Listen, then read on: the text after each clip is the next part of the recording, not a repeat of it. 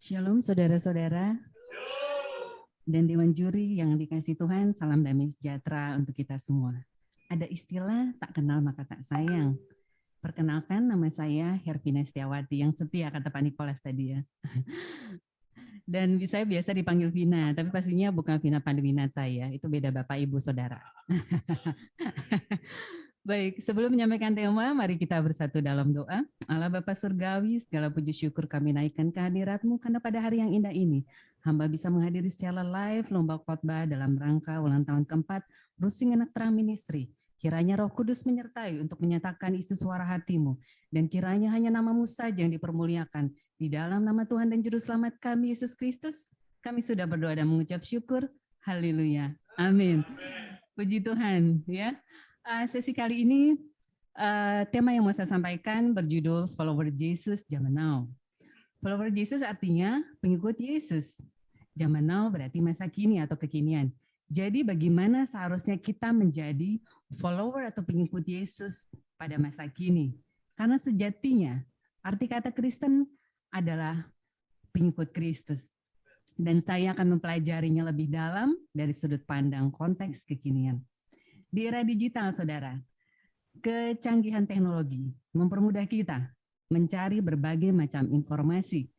Kita khususnya anak-anak Tuhan harus bisa beradaptasi, menyesuaikan diri dengan perubahan dinamis yang ada. Contoh, ibadah saat ini umumnya sudah virtual atau Zoom. Atau lomba ini bisa disimak secara live, Zoom, Facebook, dan YouTube Anak Terang Ministry. Saya mau pinjam istilah orang dunia, saudara. Bila ada yang mau kepo gitu ya, mau tahu aja ya. Siapa sih Hervina Setiawati? Oh, dengan mudah cukup searching channel YouTube Hervina Setiawati. Oh, ternyata Hervina adalah seorang mama dengan satu putri yang usianya sudah beranjak remaja. Namanya Regina ya, Dek ya. Lalu hobinya membuat lagu, seorang songwriter. Itu beberapa contoh, saudara. Bagaimana kita sebagai follower pengikut Yesus harus bisa beradaptasi di era zaman now saat ini. Dan saya ambil untuk tema ini ya dari Lukas 9 ayat 23. Silakan Ibu Tio, monggo. Lukas 9 ayat 23. Lukas 9 ayat 23. Katanya kepada mereka semua, setiap orang yang mau mengikut aku, ia harus menyangkal dirinya, memikul salibnya setiap hari dan mengikut aku. Amin. Terima kasih Bu Tio. Substansinya ada dua hal, saudara, yaitu menyangkal diri dan memikul salib setiap hari. Menyangkal diri definisinya adalah mengesampingkan identitas duniawi dan fokus pada identitas sebagai pengikut Tuhan. Memikul salib setiap hari adalah mati terhadap ambisi duniawi dan mengarahkan pada keinginan Tuhan. Setiap hari harus bisa menjadi komitmen bagi setiap orang percaya yang hendak menjadi pengikut Kristus. Dari uraian di atas ada kesamaan, saudara, antara menyangkal diri dan memikul salib setiap hari, yaitu sama-sama belajar menyalibkan kedagingan. Dan ada 3 karakter yang harus dimiliki seorang follower pengikut Yesus zaman now. Apa saja? Yang pertama, seorang follower pengikut Yesus harus bisa dijadikan teladan yang baik.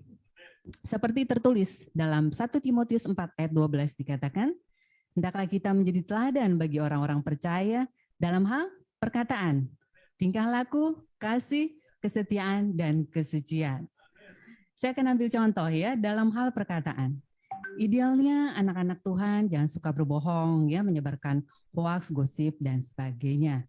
Lalu dalam tingkah laku, bila kita mendengar rekan kita, terlebih saudara seiman sedang sakit, bila tidak memungkinkan karena saat pandemi ya untuk menjenguk, jadi minimal kita bisa dukung dalam doa. Mengapa kita harus menjadi follower pengikut Yesus yang bisa dijadikan teladan, saudara? Karena Tuhan Yesus sudah memberikan terlebih dahulu contoh teladan yang baik untuk kita. Yaitu selain memikul salibnya, Tuhan Yesus juga rela dihina, disiksa, ya bahkan rela menyerahkan nyawanya hanya untuk menghapus dosa dunia. Seperti tertulis dalam 1 Yohanes ayat 29 dikatakan, dialah anak domba Allah yang menghapus dosa dunia. Dia juga adalah gembala yang baik, seperti tertulis dalam Mazmur 23. Banyak jalan, saudara, menuju ke Roma katanya ya. Ya, banyak jalan menuju ke Rusing ya. Lewat mana aja bisa ya. Baik, tapi hanya ada satu-satunya jalan. Seperti tertulis dalam Yohanes 14 ayat 6 dikatakan, Akulah jalan dan kebenaran dan hidup. Tidak ada seorang pun yang datang kepada Bapa kalau tidak melalui Tuhan Yesus. Jadi kita sudah punya sosok figur panutan yang bisa dijadikan teladan, yaitu Tuhan Yesus sendiri atau Isa Al-Masih. Jadi sudah seharusnya saudara, kita sebagai follower pengikutnya harus bisa dijadikan teladan yang baik. Ada amin saudara. Haleluya ya. Lalu karakter yang kedua, seorang follower pengikut Yesus harus bisa berdampak. Seperti tertulis dalam Matius 5 ayat 13 sampai 14 dikatakan, kita hendaknya menjadi garam dan terang dunia. Ada istilah saudara ya, silent is gold, diam adalah emas. Emas itu tanpa berbicara, ya. Meskipun di tempat yang gelap sekalipun, cahaya kemilauannya akan bersinar terang. Dan saya akan ambil contoh hal yang sederhana ya. Jangan membuang sampah sembarangan. Dari hal sederhana, kita sudah memberikan dampak yang luar biasa untuk menjaga bumi, rumah, tempat kita tinggal dari kerusakan lingkungan seperti banjir dan sebagainya. Ada lagu anak-anak saudara yang saya ciptakan judulnya Banjir. Jangan membuang sampah dengan sembarangan, sampah yang menumpuk bikin kota kebanjiran. Jadi dari hal sederhana saudara ya, kita sudah memberikan dampak yang besar, yang signifikan ya. Dan esensinya untuk menjadi seorang follower pengikut Yesus yang berdampak adalah belajar menyalipkan kedagingan. Seperti yang tertulis dalam Galatia 5 ayat 19 sampai 21. Silakan Ibu Tio, monggo. Galatia 5 ayat 19 sampai 21.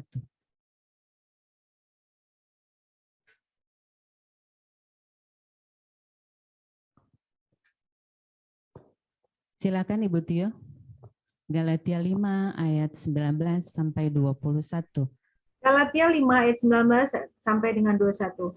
Perbuatan daging telah nyata, yaitu percabulan, kecemaran, hawa nafsu, penyembahan berhala, sihir, perseteruan, perselisihan, iri hati, amarah, kepentingan diri sendiri, pencitraan roh pemecah, kedengkian, kemabukan, pesta pora, dan sebagainya. Terhadap semuanya itu, kuperingatkan kamu, seperti yang telah kubuat dahulu, bahwa barang siapa melakukan hal yang demikian, ia tidak akan mendapat bagian di dalam kerajaan Allah.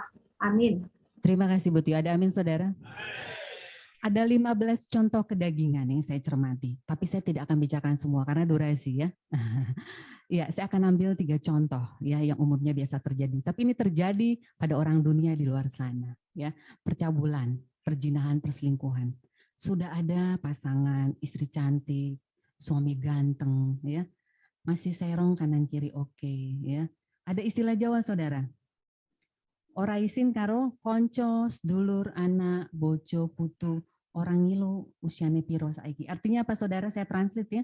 Tidak malu pada teman, saudara, anak, istri, bahkan cucu. Dan tidak bercermin berapa usianya saat ini. Halo, ya. Lalu iri hati, ya. Iri hati dengki. Iri melihat rekannya lebih unggul, berprestasi, ya mungkin lebih have, memiliki sesuatu yang lebih berharga, saudara. Timbullah dengki ya. Ada istilah sirik tanda tak mampu. Padahal saudara, Tuhan sudah memberikan berkat, rezeki, talenta masing-masing pada kita. Pribadi lepas pribadi tidak akan tertukar. Lalu kepentingan diri sendiri. Ya, ini konteksnya universal, saudara. Ya, cakupannya luas. Jadi saya akan mengambil beberapa contoh. Orang dunia di luar sana ya, kepentingan sendiri, diri sendiri itu bisa karena egois, serakah, ya alih-alih memperjuangkan rekan-rekan senasibnya, ya, tapi ujung-ujungnya duit, UUD, menjadi hamba uang, yang seharusnya menjadi hak rekan-rekan senasibnya masuk kantong sendiri, bahkan bagi-bagi ke internal kelompoknya.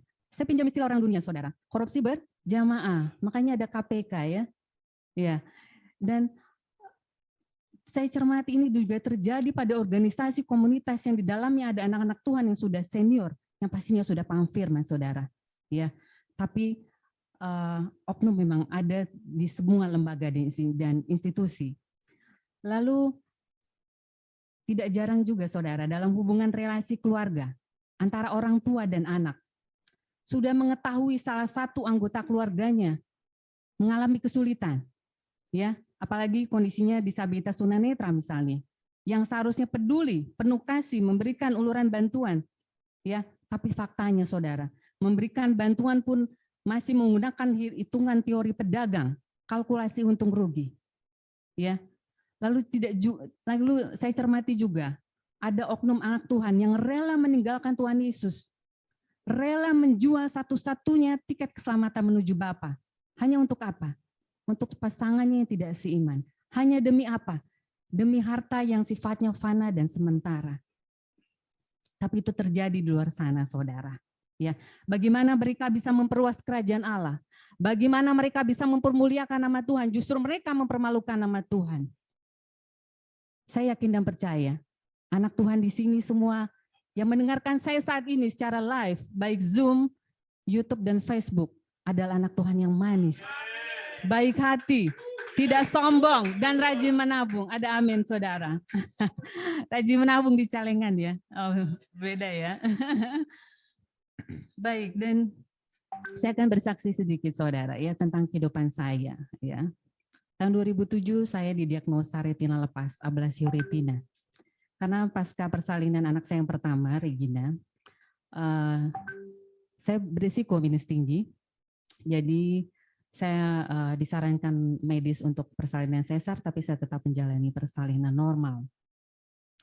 Lalu saya harus menjalani operasi 3 kali, tahun 2008 sampai tahun 2010. Akhirnya saya memutuskan untuk resign dari kantor perusahaan tempat saya bekerja. Di saat usia saya masih produktif, saudara. Di saat saya masih merintis karir. Akhirnya saya menjadi ibu rumah tangga dengan memiliki tanggungan 1 anak. Setelah operasi pun saya harus menjalani 3 kali laser retina. Dan beberapa terapi medis lainnya, hingga sampai saat ini saya masih rawat jalan.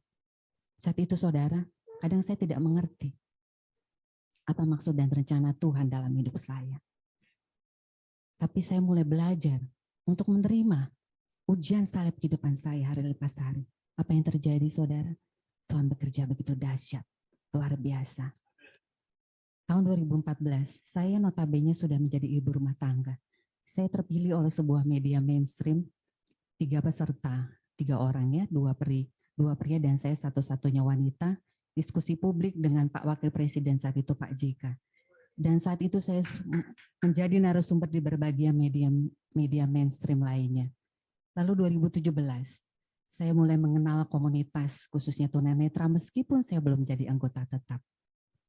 Lalu 2018, saya diberi kesempatan untuk membawakan lagu yang saya ciptakan ya, judul Indera Penglihatanku, secara solois di berbagai area publik seperti Geraha Bakti Budaya, Taman Ismail Marzuki, London School Public Relation, Taman Mini Square Mall, dan berbagai area publik lainnya.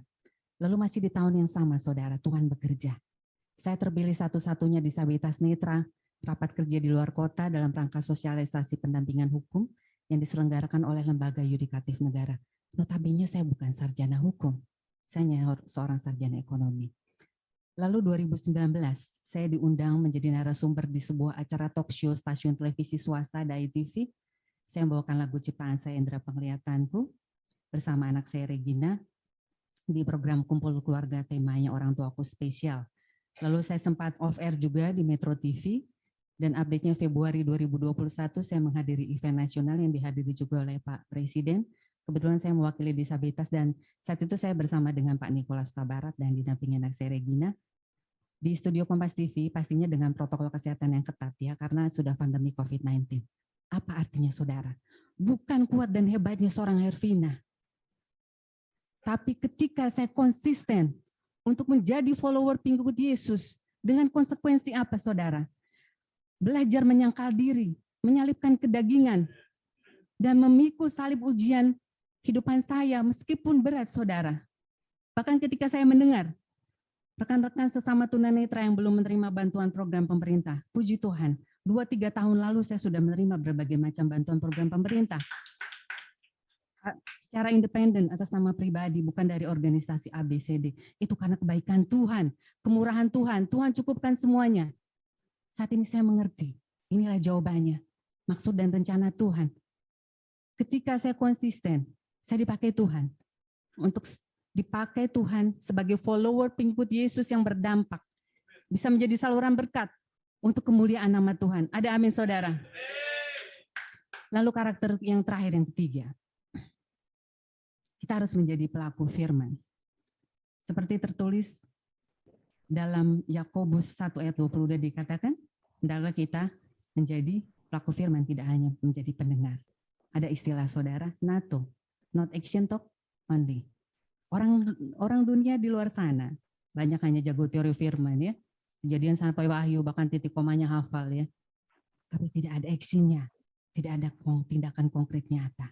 Kiranya benih firman yang kita dengarkan dalam setiap ibadah kita aplikasikan dalam kehidupan sehari-hari sehingga menjadi rema dan kita menjadi pelaku firman yang sejati. Jadi ada 3 kesimpulan saudara. Ada 3 karakter yang harus dimiliki seorang follower pengikut Yesus zaman now. Yang pertama, kita harus bisa jadi teladan. Seperti Tuhan Yesus. Ya, meskipun saya rasa saya pun juga belum bisa seperti itu secara maksimal. Tapi kita sama-sama belajar. Yang kedua, kita harus menjadi follower pengikut Yesus yang berdampak. Yang ketiga, menjadi pelaku firman. Finally, closing statement.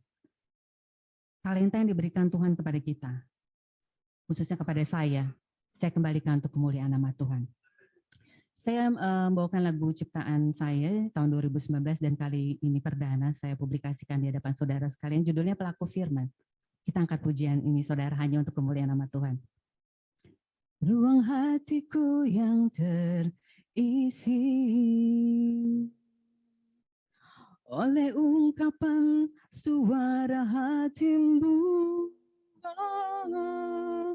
benih firman-Mu yang tertabur, tertanam dalam setiap hati, mengakar, bertumbuh dan berbuah.